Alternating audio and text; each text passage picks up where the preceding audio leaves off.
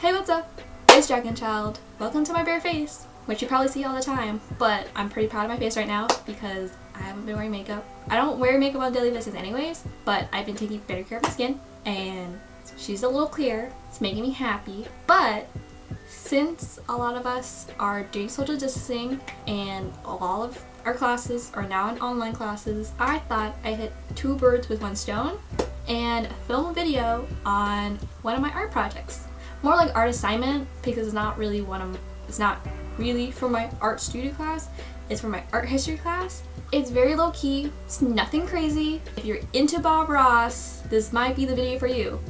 Sort of, because I don't have a soothing voice and I don't have any techniques, nor do I talk about happy accidents. But what I am going to do is I'm going to take this photo I've taken, it's 2 years old, and taking this painting by this artist, Andre Lorraine. I think that's how you say his name. Now I'm very good with accents. As you can tell by this painting, I'm going to take his art style and basically recreate my photo, but with his art style. Yeah, that makes sense. I normally don't talk really slow, so my brain didn't really register if that made sense. This isn't necessarily a tutorial. My voiceover probably might sound like it, but it's mostly my thought process of my painting, because I am an artist. I don't really like calling myself an artist just because I'm so unconventional that I feel like it's just, you could label me as an artist, but I feel so unconventional when I paint and when I do anything artistic related. Like, I just all over the place when I paint or do anything artistic. So I will be talking about my thought process, how I started painting, and I hope you find this video interesting, and we'll just get right into it. I thought it'd be more efficient to do a whole time lapse of my painting process since painting does take a long time, and this canvas in particular took me about 2 to 2.5 hours, so I thought doing a voiceover would be more efficient in explaining my thought process and how I painted certain things. So this would turn into a slightly of a tutorial, but as you can see here, I am painting the water blue, and with Lorraine's style, it's very streaky, nothing is perfect, so you can see the brush strokes, you can see the different tones and shades of the colors, and his color scheme as well, if you've noticed, is tertiary, where it's 3 opposite colors on the color wheel, and he happened to choose the primary colors, which is red, yellow, and blue, and so that's what the color palette I stuck with throughout the entire painting. You're gonna see very, very quickly how unconventional I am with painting. Most people would start with the background before they go into the minute details, but I have a thing for details and it helps me visualize my painting a lot better. And so you're gonna notice I'm just gonna start doing the details and realize, oh, I shouldn't have done that. I need to do the background a little bit more before I paint on top of it, which is what I like about acrylic paint, because I am painting acrylic paint, that it does dry roughly quickly, so I can paint over edges. I've already painted the land, I've moved on to the trees. The trees in the Drain's photo it is just mostly all primary colors again, but there wasn't really, since I don't think it was based on like a real life photo, it was kind of hard to tell where the lights and darks were going to be and why the colors were the colors they were. So I kind of just went with my instincts of picking the red to be like my base color, and then the purple / like a deeper red would be my darker areas, and the yellow would be the lighter areas, and then the yellow / green-ish blue, I don't know, that's a really pretty color, which is kind of like another light situation, and I think it worked out fairly well. The buildings that he had were like mostly like red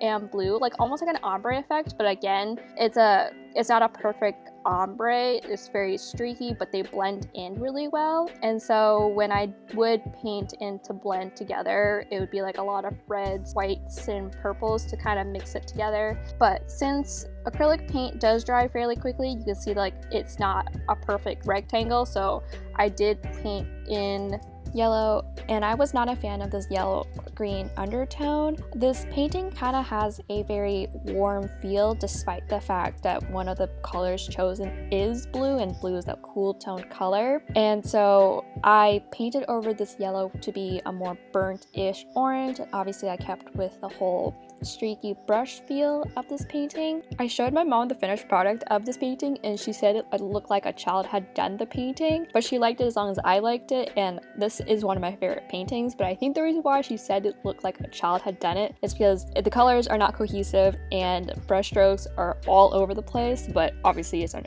artistic style of it. As you can see, I'm painting in the details of the bridge, cleaning up the lines of it, and there's this white strip that was supposed to be where the leaves in the background, and I started painting the bridge and then realized I need to paint in the trees again to fill up that space, so when I do paint over it, it doesn't look that bad. So trying to match up the right colors of those leaves that's already on the canvas seems very difficult, which kind of was, but because the style is very brushstrokey, the tones and stuff aren't the same color, so matching it wasn't a big deal because it covered up my mistakes. And I did bring down the trees to be below the bridge, so that way it didn't look like the trees and the leaves were sitting on the bridge. And I don't know why I made the artistic choice of doing vertical striping for the water, but I didn't like it. So towards the end, I started painting the water in horizontal brush strokes to make it look more like water rather than whatever this situation that I had here. And then my camera did die at one point, so I did switch over to my iPhone camera and did a time lapse over there, and so you get a better angle of what I'm painting than what you see here. I did change the speed of that iPhone time lapse so it looks like I'm doing like a stop motion video, which is kind of cool, but that wasn't my intentions. There isn't too much else I'm going to talk about except for my last bit of detailings that I did was actually outlining a lot of like the trees, the building, the bridge in a darker dark blue paint to kind of match up with the artist's style. But that's really it for my thought process, so I'm gonna just leave the rest of the video for you to just listen and watch.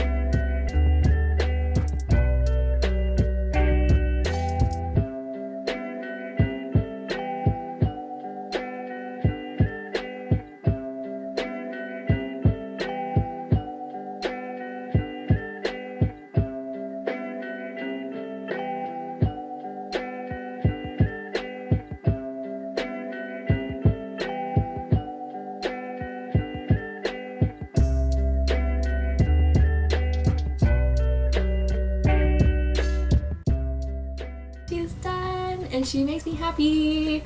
It's been so long since I've painted on canvas. I think the last time I painted on a piece of canvas was back in December, and I painted my friend a singularity painting, which you probably could find it on my art Instagram, and that was back in December. So it's been 5 months since I painted on canvas. From there, I've mostly been painting on clothing and jackets. So most of my friends know me as the person that paints on jackets, my favorite thing, or the person who's artistic and can never stop thinking artistically. Like, I don't have the motivation sometimes, a lot of times, but I'm always thinking of new ideas. Anytime someone's like, I need help with something creative, I'm like, here are like 6 options for your creative idea that you just had. And normally if I do paint on canvas, I don't paint on canvas very often. Like, I paint for my friends. So this is like kind of the first thing I've painted for myself, I feel like. So this kind of makes me happy. I'm probably going to decorate more of my room with my art pieces that I'm going to continue to make. If you're interested in more art videos, please let me know down below. Like, if you want to see more of my watercolor, I don't know, I'm not very good with watercolor, working with it, but like if you want to see more of my art pieces as I paint them, or just decorating my room with my art pieces, please let me know. I would gladly do it because I love art. I definitely am not gonna let the art go. It's gonna probably be a sub unit to this channel because I'm planning on doing fashion videos if you're interested in those. I have a clothing account as well. I have a lot of Instagram accounts. I hope this video was tolerable. I know my voice could be annoying. At least I find my voice very, very annoying. But if you made it all the way through, comment that you made it all the way through. please like and subscribe and comment. I mean, you don't have to subscribe, a little bit of a crackhead, but hopefully I can get more videos up. My semester is almost done, so I'm gonna have time to film and make more videos. I hope I'll see you in the next video. Okay, bye! She's a Mona Lisa. Everyone's lining up to see her.